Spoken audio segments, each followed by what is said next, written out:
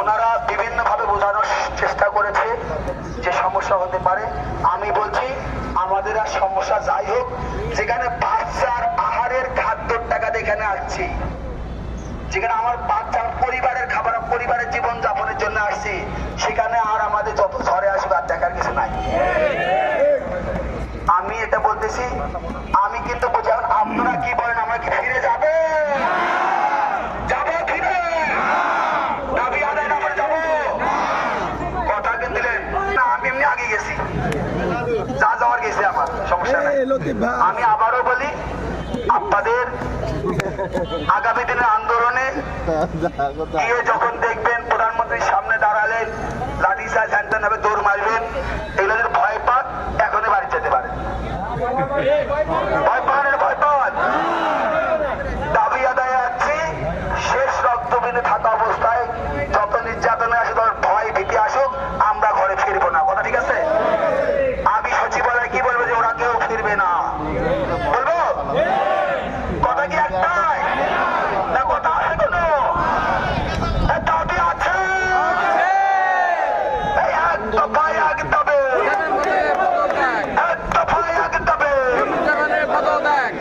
আমরা পদত্যাগ করাই তারপর ঘরে ফিরবো। কথা একটাই। সবাইকে আবারও আপনাদের প্রতি কৃতজ্ঞতা ধন্যবাদ জ্ঞাপন করছি। শেষ বিশ্বাসটুকু এই 20-21 জনের উপরে রাখিয়ে আপনাদেরকে বিপদে ফেলে এরা কোথাও যাবে না। কথা একটাই, আবারও বলতেছি, আপনারা আপনাদের কার্যক্রম পরিচালনা করেন। আমি একটু মেসেজটা জানাই দিয়েছি যে আমরা কেউ ঘরে ফিরবো না। না ওটা যাবাও না, তুমি এই যে কথা শুনো। ধন্যবাদ সমন্বয়ক স্যারদের। আমার একটা কথা আছে, এখান থেকে আমরা 10 থেকে 12 দিন ধরে অবস্থান করতেছি। আমাদের মধ্যে থেকে কিছু সমন্বয়ক সেজে আমাদের সিইও স্যাররা তারা বাড়ি গিয়ে বসে আছে না? এবং তাদের আস্থাভাজন কিছু সিএম স্টাফ আমার দৃষ্টি আকর্ষণ করছে স্যার। আমাদের হচ্ছে কিছু সিইও স্যাররা, আমাদের কিছু স্টাফরা, আপনি দেখেন প্রথমে 1-2 দিন যে স্টাফ ছিল তার হচ্ছে 2 ভাগ চলে গেছে। এর মধ্যে অনেক সিইও স্যাররা যাদের যে ধারণা হচ্ছে সমন্বয়ক স্যাররা দাঁড়াইতে পারে না, তারা ঠেলে ঠেলে সামনে দাঁড়াইছে। তাদের কিছু আস্থাভাজন সিএম তারা বাড়ি বসে আছে এবং তারা নিজেরাও বসে আছে। এটা তো হবে না। আপনারা নিশ্চিত করেন, সিইও স্যারদের হচ্ছে অ্যালার্ট করেন, তাদের স্টাফ, তাদের ক্লাস্টার, তাদের ক্লাস্টারের যে স্টাফ আছে তাদের উপস্থিত নিশ্চিত করেন। আমার কথা হচ্ছে, আমি যদি 11-12 দিন থাকতে পারি, আমাদের অন্য স্টাফরা থাকবে কেন? ভাই বাড়ি থাকবে কেন? আমরা চলে যাবো তাইলে। এইটা অনেকে করে, এটা নিশ্চিত করেন। সমন্বয়ের সাথে তারা, কিন্তু তারা এখানে উপস্থিত নাই, তাদের হচ্ছে সিএফ উপস্থিত নাই, তাদের আস্থাভাজন সিএফ এই সমস্যা, পেটে ব্যথা, জ্বর, ওই জন্য আসে না, কিন্তু হাজিরে সেটি স্বাক্ষর দিয়ে দেয়। এইটা কোন ধরনের কথা? এইটা চলছে, এইটা আগে করেন, তারপর প্রধানমন্ত্রী কার্যালয় মানে অবস্থান হবে। আমি সহকারে আমি শ্রদ্ধেয় ডিএম স্যারকে বেশি অ্যাকশন করবো। আজকে আমরা জেলা ভিত্তিক ডিএম স্যারকে নিয়ে তার জেলার কয়জন উপস্থিতি আছে, আপনারা কাইন্ডলি, আপনারা দয়া করে সব সহযোগিতাকে বুক উঁচিয়ে বুকে হাত দিয়ে আপনারা যে কেউ আগে ফোন দেবেন পর্যায়ক্রমে কোন জেলার কোন ডিএম স্যারের অধীনে কয়জন স্টাফ আছে আমরা দেখতে চাই। ঠিক আছে কথা আমার? সিওরাও ডিএম স্যারদের আন্ডারে, সিএফরাও তাদের আন্ডারে, তারাও আন্ডারে।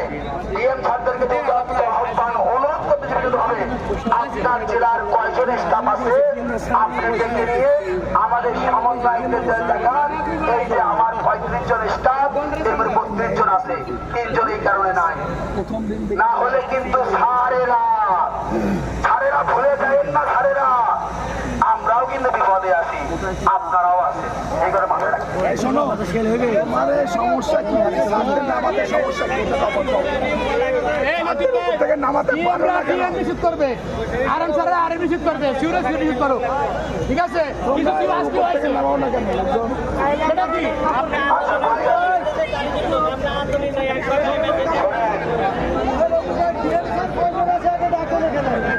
ভিডিও করেন না। তাদের রাস্তায় পজিটিভ স্টাফ থাকুক, সাথে হাজিরা হবে, অন্যরা সাথে আলোচনা করতে পারবে না।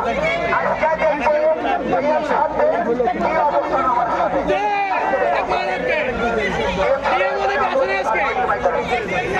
এখানে আসেন, দয়া করে নিশ্চিত করেন। আমাদের অনেক